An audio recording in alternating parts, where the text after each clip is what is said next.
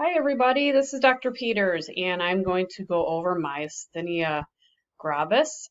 So it's one of those diseases that are not too common, but yet we don't want to miss it. And when we see it, we don't forget about it basically. So myasthenia gravis, it's rare. It's an autoimmune disorder and it has to do with basically your body's attacking itself. And again, that's what autoimmune disease is. So autoantibodies form against your acetylcholine receptors at the neuromuscular junction of the skeletal muscles. All right, so then what happens is you lose muscle function in specific areas. So there's some characteristics to myasthenia gravis. The hallmark uh, clinical manifestation is fatigable, that fluctuates, goes on and off, muscle weakness that occurs with activity and gets worse with activity, but that gets better at rest. All right. Also, most of them, 50 to approximately 85% of patients have ocular symptoms. So basically ptosis of the eyes. You have muscle weakness of your eyes without any generalized weakness.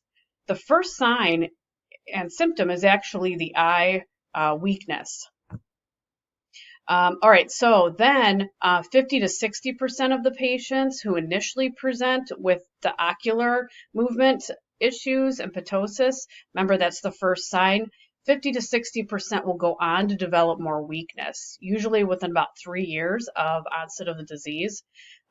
But there's some patients that just have the eye issues and then don't have anything else for the rest of their life. So it's one of those things where you just don't know. It's unpredictable. There's not too many studies on myasthenia gravis. So basically, a lot of these things are done by trials, and there wasn't even an association or a task force put together until 2013 on how we actually going to treat myasthenia gravis. It's not like the difference with ALS is that becomes progressive. Myasthenia gravis not necessarily progressive.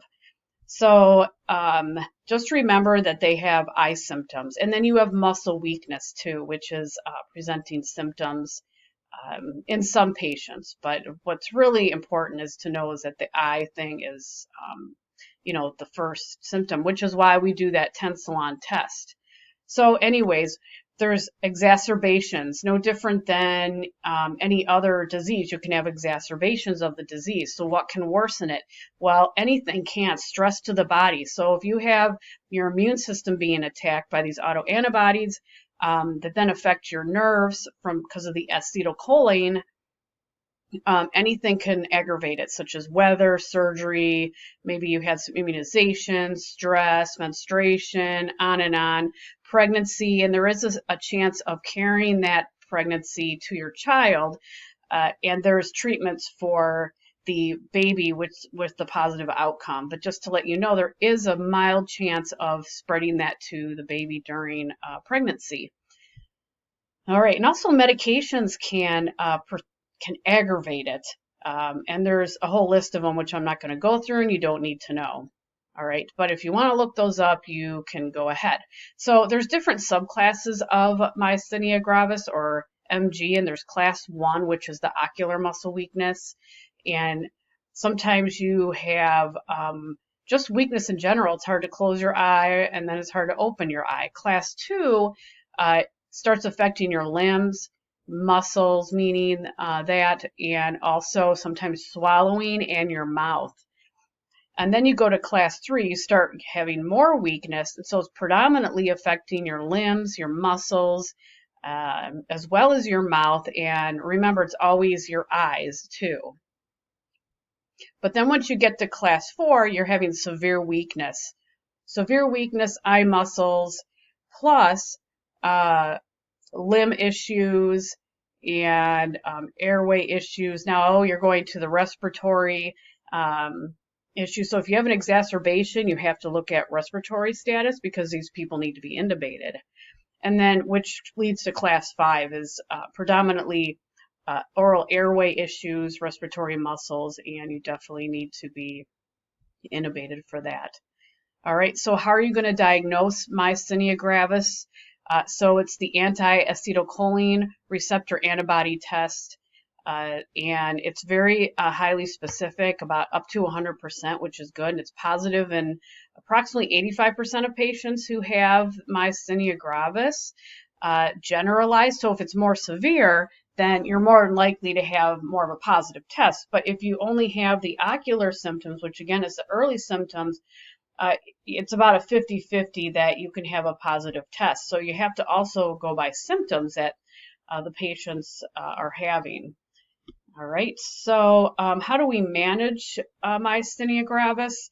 Well, we talked about the, and then there's actually a quiz with a video in the Kahoot game that you can go back and play and watch how they do the tensilon test. They actually they start with a little bit of medication through the IV, the tensilon, and just to make sure that you're tolerating, don't have any adverse reactions. Then they go ahead and give more, which is about 4 milligrams, and then they actually watch the eyelids improve. And one way to actually help with diagnosis is to say, show me some pictures of you a long time ago, and then you can see the pictures now. Because some people naturally have a little bit of ptosis, and again, if that's an early sign and symptom, take a look at their past pictures, because then you can see a difference. All right, so assessment. So like you're assessing the patient with myasthenia gravis, you're always going to assess eyes, ears, nose, throat, because you're thinking, airway, ocular, obviously, and respiratory status is really important with that also.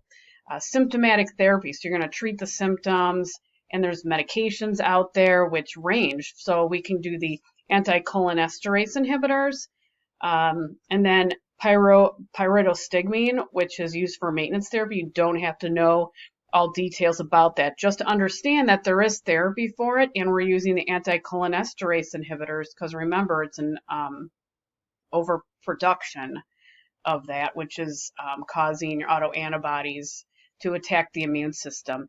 Now, there's some patients that actually have their thymus gland has a nodule or a tumor on it, which is causing the issues. So then a thymectomy would be more of a standard procedure to have done.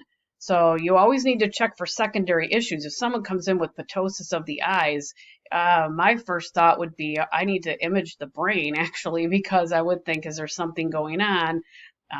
Is there a brain tumor or something going on there? So while we're doing a workup for myasthenia gravis, remember when these patients come in, we have no idea what they have going on.